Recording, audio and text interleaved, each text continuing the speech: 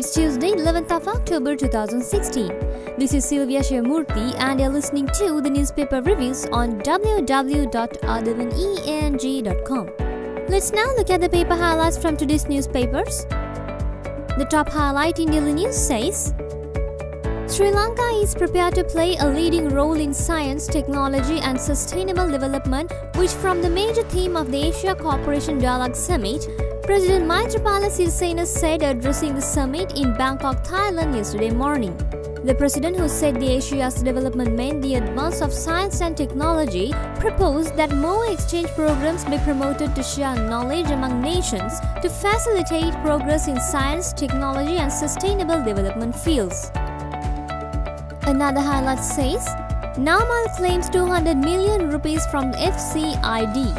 Hambantota District MP Namal Rajapaksha yesterday filed 2 lawsuits against the Financial Crimes Investigation Division, claiming 200 million rupees as damages for allegedly causing damage to his reputation following his arrest over the Krish transaction.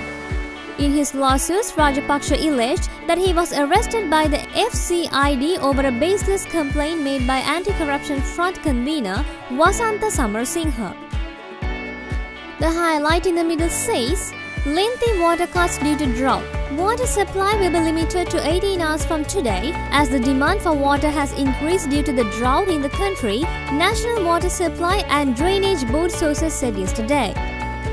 And the highlight at the bottom says, Japan provides 48 billion rupees for economic and social development. The Japanese government has extended Japanese yen 33,137 million, approximately 48 billion rupees, as a loan package to Sri Lankan government consisting of 2 loans aimed at facilitating the economic and social development in the country. Let's now move to the paper highlights in Daily Mirror. The main highlight says, Constitution making. Steering committee to submit report soon. Dr. Jayampathy Wickramaratne, who is a member of the Steering Committee on Constitutional Reforms, said yesterday the 21 committee would submit a report to the Constitutional Assembly in 2 weeks outlining the progress made in the constitution-making process. Another highlight says, Japan seeking stronger ties with SL for safer navigation. A leading Japanese naval commander said after a port call in Colombo that Sri Lanka's strategic importance was increasing and Japan sought to consolidate its ties with this nation for safe and stable navigation.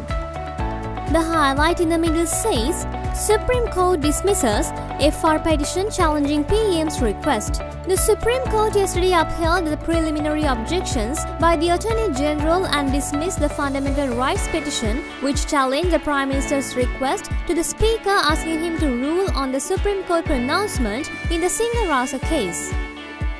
And the highlight at the bottom says, Sarath Veerawansa Jayantha Samaravira re-remanded.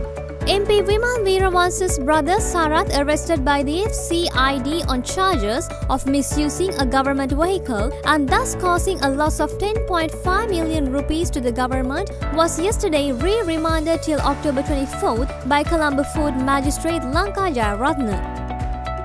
And now let's move to the paper highlights in Ceylon today. The top highlight says, Namal slams FCID with defamation charges. Another highlight says, bus slams into embankment. 68 students injured.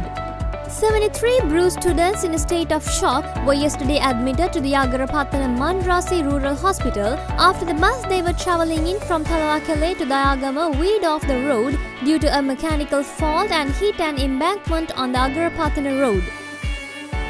The highlight in the middle says, India planning submarine power cable to Lanka.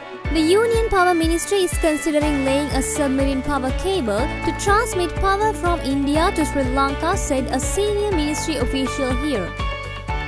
And the highlight at the bottom says, 2 million with mental disorders in Sri Lanka. The National Institute of Mental Health State Studies have revealed that 9% of the population in Sri Lanka suffers with a mental disorder. That's all for today's newspaper highlights, and we'll get back to you with more news tomorrow. Thank you.